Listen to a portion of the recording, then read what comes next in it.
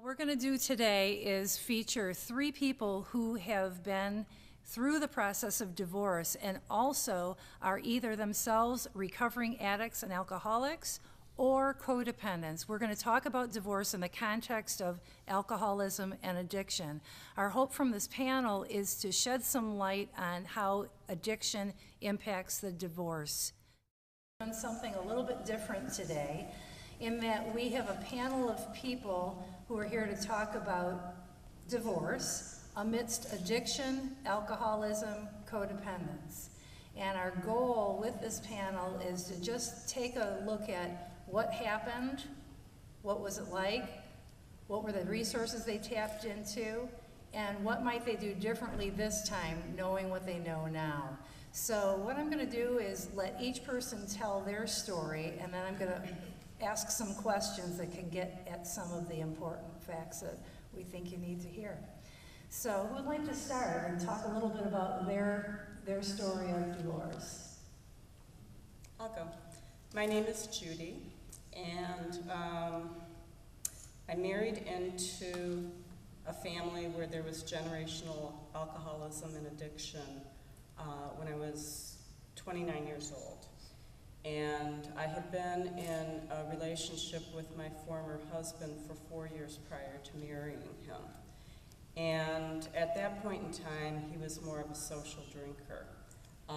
However, I did know that there was alcoholism in the family. I didn't know what that meant because it wasn't readily apparent in terms of actual active drinking. It manifested more in terms of behavior. And anyway, I was in that marriage for 21 years. I divorced my ex-husband 4 years ago because he never was able to find sobriety or recovery. I, however, found resources to help me through that process and found my own recovery. Very often with alcoholism and addiction, I also think there is a dual diagnosis, and my husband struggled with clinical depression. And I think he was using alcohol to self-medicate so he felt better. But ultimately, that is a downward spiral. So, you know, it's a sneaky disease. It creeps in real slowly. It's a progressive disease. He started out as a social drinker. He became more of a binge drinker. The intensity and frequency increased over time. He ended up with a couple of drunk driving arrests and in jail. And I ended up terrified because I thought he was going to kill himself or somebody else, and we were going to lose everything that we had worked very hard for. And the thing that I want to say is that no matter how painful the situation is or whatever you're going through, for me, I had to seek and I sought whatever I needed to in order that I would come out better and more healthy than I was before.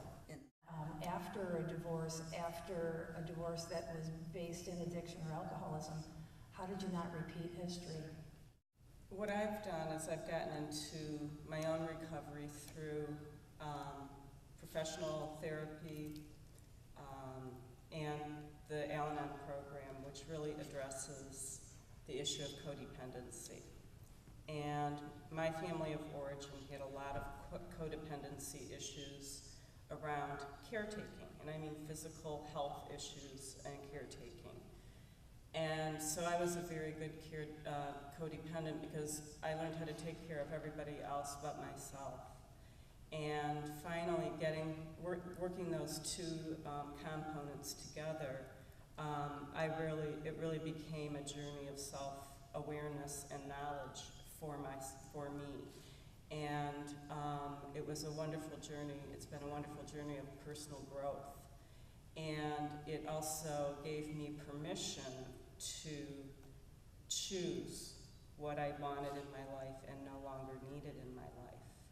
And it's been a wonderful, teaching experience. It has given me such a sense of self-knowledge and self-worth and calm in my life. I am not the same person I was 15 years ago.